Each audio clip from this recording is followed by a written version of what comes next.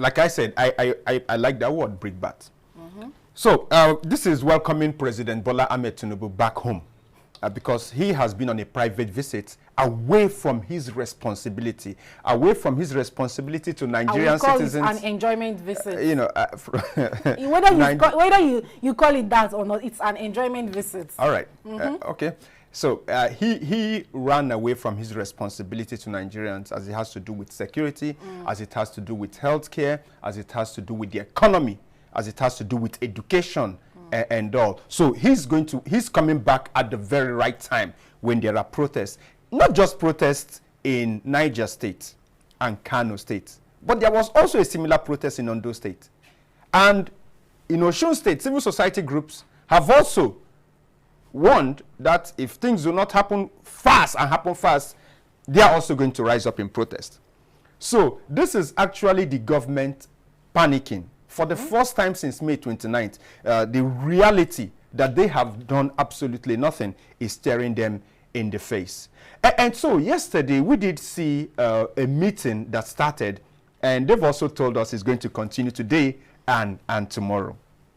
What is interesting for me is the human beings who were in that meeting. And they called that meeting the Special Presidential Committee on Emergency Food Intervention.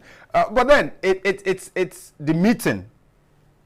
Femi Gbajabiamila, the Chief of Staff to Mr. President. The National Security Advisor, Nuhu Ribadu. And then there we also saw the Minister of Education, Tahir Mamon. We saw Wale Edun, the what's his name now? The Minister of Finance. We also had Bagudu, Atiku Bagudu, the Minister of Budget and National Planning. And then, lastly, we had the Ministers of Agriculture and Minister of State for Agriculture. You know, so Kiari Abubakar, you know, he was there. The interesting thing was they met, and the whole talk was, how do we solve the problem of food Nigerians are complaining about, not just the inflation, but then discuss. But then what shocked me, because it's very important that when people are saddled with the responsibility of leading, that they are sensitive to what people are saying. But we see the papers, before the papers, we saw them come out and address the press. And such a high-powered meeting had time to think about the opposition. Now, you had the NSA in that meeting, the National Security Advisor. And so we are still having time to talk about the opposition. Who are what in number? That's by the side. The second one, assertion they've also come up with is, there is actually no food scarcity in Nigeria. This is the thinking of people who are supposed to solve the problem. And so they're saying there is no food scarcity in Nigeria. But the problem in Nigeria is the pricing of food Nigerians can't afford. But then their thinking cap tells them, what is, how do we solve the problem of the increase in price? Now they say the problem are actually the commodity traders. That there are Nigerians who are taking advantage of two things. Who are taking advantage of the weakened Naira, and also taking advantage of the desperation of Nigerians to hike the prices. And so what they intend to do, one of the strategies they've mapped out to do, is they've mapped out for themselves, is to see how they can work with these people, pressure them to reduce the price of their goods so Nigerians can afford them. That in reality, there is no scarcity, there is food all over the land. That is one thinking they came out with. The second thinking they came out with is also one of the reasons maybe why the Minister of Agriculture was in that meeting. And that is, so we have food reserves across the country. The last time I heard about our food reserves, it is depleting. Or it was. They'll tell us later. Honestly, they'll tell us later what's happening with our food reserves.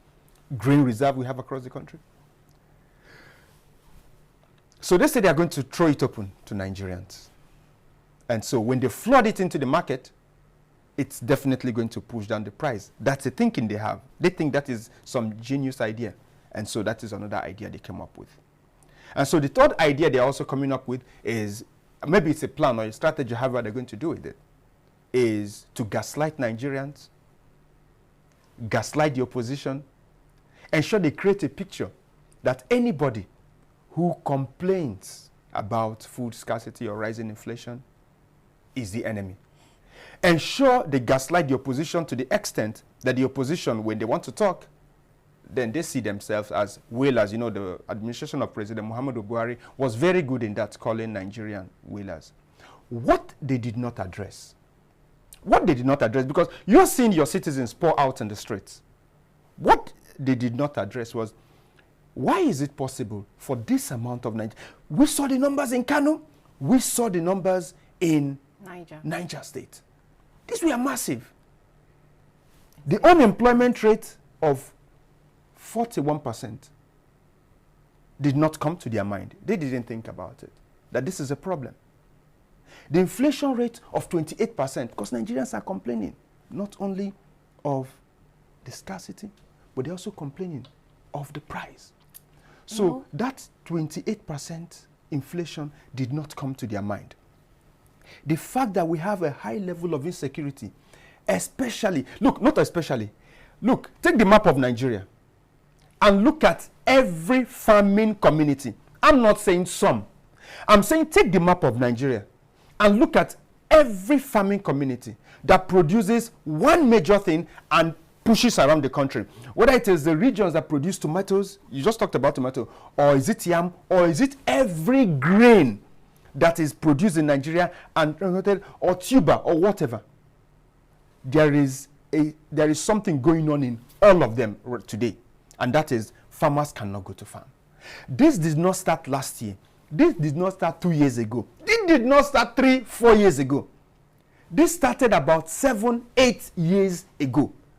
And so with this level, look, the National Security Advisor is in a meeting and they are saying all of this, and he does not link it to the fact that these terrorists control farming in Nigeria.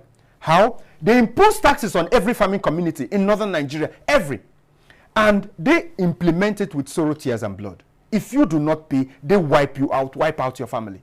Now, they have been doing this for over 6 years. How many harvest seasons are we talking about? And they did not address all of that. They are not even thinking of that. They are not even saying, okay, this is where we are because of this problem. They are not even asking the question, is somebody deliberately, a group of people deliberately targeting agriculture in Nigeria? Because that is what it is. Everywhere there is water and everywhere there is major farming in Nigeria, farmers are not going to farm. Look at what's happening in Benue State. In every report we see, when they move into these communities, not only do they sack them and burn, the food they cannot move away with. Look, it's steady, whether in Benue or in Plateau or in everywhere, they burn. You know that's their trend. In southern Kaduna, whatever food they cannot move away with, because they loot, you know, their bands, they burn it. Why would a group of people run riot around the country and any food they cannot move away with, they burn? They've not asked themselves that question. And they have the time, they have the energy, they have the intellect to look at the opposition parties and blame the opposition parties. And like one of the papers said, tell the opposition parties, offer solutions.